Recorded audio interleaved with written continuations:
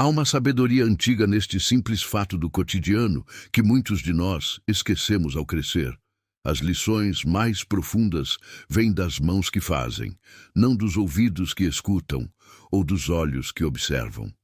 Em uma pequena cidade do interior, conhecida por seus talentosos artesãos, vivia o mestre Antônio, cujas esculturas em madeira eram procuradas por colecionadores de todo o país. Suas peças não apenas retratavam a forma física de animais e elementos da natureza, mas pareciam capturar algo da essência viva de seus temas, como se a madeira, sob suas mãos, ganhasse alma. Quando completou 70 anos, mestre Antônio decidiu que era hora de transmitir seus conhecimentos. Após muita reflexão, aceitou 3 jovens como aprendizes: Carlos, Pedro e João. Carlos era filho de um professor universitário. Desde cedo, foi educado com rigor acadêmico e possuía uma memória excepcional, conseguindo recitar longos textos após ouvi-los apenas uma vez. Quando o mestre Antônio falava sobre as propriedades das diferentes madeiras ou sobre as técnicas de entalhe, Carlos absorvia cada palavra, anotava meticulosamente em um caderno especial e estudava seus registros toda noite antes de dormir. Você se reconhece em Carlos? Aquela pessoa que sublinha livros, faz anotações perfeitas, mas raramente põe o conhecimento em prática? Pedro, o segundo aprendiz, tinha olhos extremamente atentos. Conseguia observar os mínimos detalhes, notava padrões e nuances que escapavam à maioria. Quando o mestre Antônio demonstrava uma técnica, Pedro observava intensamente cada movimento, o ângulo exato da ferramenta, a pressão aplicada sobre a madeira. Ele acreditava que, observando com suficiente atenção, poderia absorver a técnica através dos olhos. É como aquelas pessoas que passam horas assistindo vídeos tutoriais no YouTube, observando cada detalhe de como fazer um bolo, consertar um vazamento ou tocar violão, mas nunca realmente colocam a mão na massa. João, o terceiro aprendiz, não tinha a memória brilhante de Carlos, nem o olhar aguçado de Pedro. Na verdade, muitos se surpreenderam quando o mestre Antônio o aceitou. João era filho de um pedreiro, tinha mãos calejadas pelo trabalho desde cedo e uma educação formal limitada. Enquanto os outros 2 faziam perguntas elaboradas e discutiam teorias, João permanecia em silêncio, aparentemente menos envolvido nas lições teóricas. Mas havia algo diferente em João. Após as explicações do mestre, enquanto Carlos anotava e Pedro observava, João pegava um pedaço de madeira e tentava reproduzir o que havia sido ensinado. Suas primeiras tentativas eram desajeitadas. Ele cortava no ângulo errado, aplicava força de mais ou de menos, às vezes desperdiçava material valioso. O mestre Antônio notava isso, mas raramente interferia. Apenas ocasionalmente oferecia uma dica ou fazia um ajuste sutil na posição das mãos de João. Quantas vezes você deixou de tentar algo novo por medo de errar nas primeiras tentativas? Quantas habilidades estão adormecidas em você porque prefere a segurança de saber na teoria, a vulnerabilidade de aprender na prática? 6 meses se passaram no workshop do mestre Antônio. Carlos acumulou 5 cadernos cheios de anotações detalhadas, com desenhos precisos e instruções passo a passo para cada técnica. Pedro poderia descrever com exatidão cada movimento que o mestre fazia, o som exato que a ferramenta produzia ao cortar diferentes tipos de madeira, as expressões faciais do mestre durante o trabalho mais delicado. João, por outro lado, tinha uma coleção de peças imperfeitas, algumas quebradas, outras deformadas, algumas apenas vagamente parecidas com o que deveriam representar. Mas a cada nova tentativa, seus erros diminuíam. Suas mãos pareciam desenvolver uma memória própria, ajustando-se naturalmente ao trabalho. Um dia, o mestre Antônio recebeu uma encomenda importante, uma escultura de uma águia em pleno voo para a casa do prefeito da cidade, que seria entregue como presente a um dignitário estrangeiro. Era um projeto desafiador, que normalmente o próprio mestre executaria. No entanto, naquela manhã, Antônio acordou com uma forte dor nas articulações que o impedia de trabalhar. O prazo de entrega não podia ser adiado. Chamou seus 3 aprendizes e disse: "Meus jovens, chegou a hora de aplicarem o que aprenderam. Um de vocês deverá completar esta encomenda em meu lugar." Os 3 ficaram surpresos e apreensivos. Carlos imediatamente começou a folhear seus cadernos, procurando todas as anotações sobre águias e técnicas de representar movimento. Pedro fechou os olhos, tentando visualizar cada movimento que havia observado o mestre fazer em projetos semelhantes.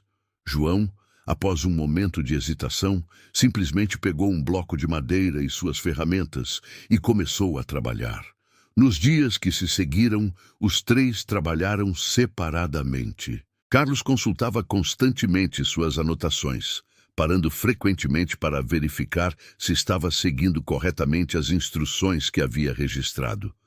Pedro trabalhava lentamente, com extrema cautela, tentando reproduzir exatamente os movimentos que tinha visto o mestre executar.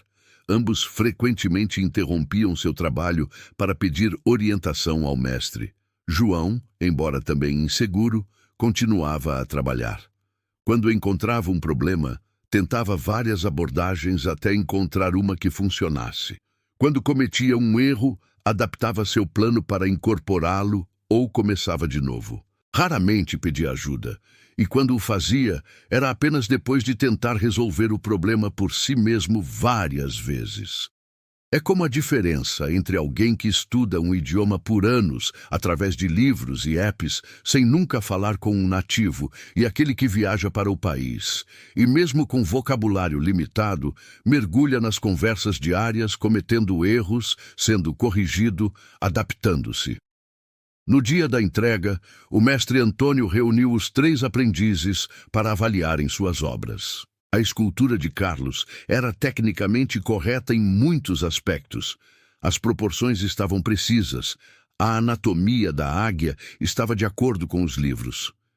Mas havia algo rígido, mecânico na peça, como se fosse a execução de uma fórmula em vez de uma obra de arte viva.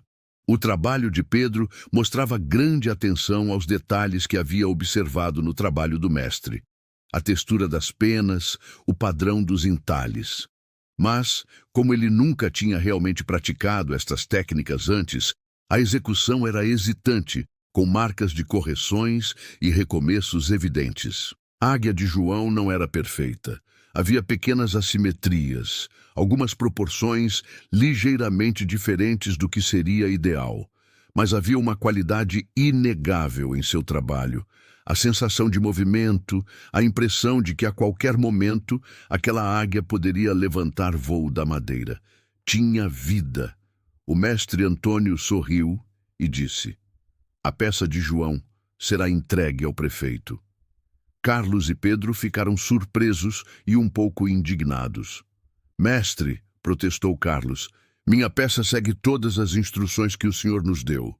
Posso mostrar em minhas anotações cada técnica que apliquei corretamente." "E a minha", acrescentou Pedro, "reproduz fielmente os movimentos que observei o senhor fazer em suas melhores obras." O velho mestre assentiu pacientemente e respondeu: "Vocês 2 buscaram o conhecimento e o encontraram, cada um à sua maneira. Carlos, você tem o conhecimento nos seus cadernos. Pedro, você tem o conhecimento nos seus olhos. Mas João tem o conhecimento nas suas mãos." Pegando a águia esculpida por João, continuou: "Esta peça tem imperfeições, sim, mas tem algo que as outras não têm. Tem a marca de alguém que realmente aprendeu a arte, não apenas a técnica. Ele não apenas sabe como se faz, ele sabe fazer. O que em sua vida você sabe como se faz, mas nunca realmente aprendeu a fazer? Lembrem-se sempre", concluiu o mestre, "aquilo que escutamos, esquecemos, Aquilo que vemos, lembramos, mas aquilo que fazemos, verdadeiramente aprendemos. Nos anos que se seguiram, os três aprendizes seguiram caminhos diferentes. Carlos tornou-se um respeitado professor, escrevendo livros sobre técnicas tradicionais de escultura. Pedro tornou-se um crítico de arte renomado, com um olhar capaz de identificar a autenticidade e o valor de obras. João, por sua vez, tornou-se um mestre artesão, criando peças que, como as de seu mentor, pareciam conter algo da essência viva de seus temas. E quando aceitou seus próprios aprendizes, ensinou-lhes primeiro a usar as mãos, depois os olhos e só então os cadernos. Meus queridos amigos, vivemos em um tempo de informação abundante. Podemos ouvir palestras dos maiores especialistas, assistir a tutoriais detalhados, ler livros dos mais sábios mestres em qualquer área. O conhecimento nunca foi tão acessível, mas a sabedoria continua a ser encontrada principalmente através das mãos que fazem, dos corações que sentem, dos corpos que experimentam. O verdadeiro aprendizado raramente acontece no conforto da teoria. Ele nasce nas tentativas imperfeitas, nos erros corrigidos, na prática persistente, que parte do seu conhecimento está adormecida em cadernos, em vídeos salvos, em livros sublinhados, o que você sabe, mas ainda não incorporou através da experiência. Talvez seja hora de colocar os livros de lado por um momento, fechar os vídeos tutoriais e simplesmente começar a fazer, imperfeito, hesitante, mas autêntico. Porque no final, não seremos lembrados pelo que sabíamos, mas pelo que criamos.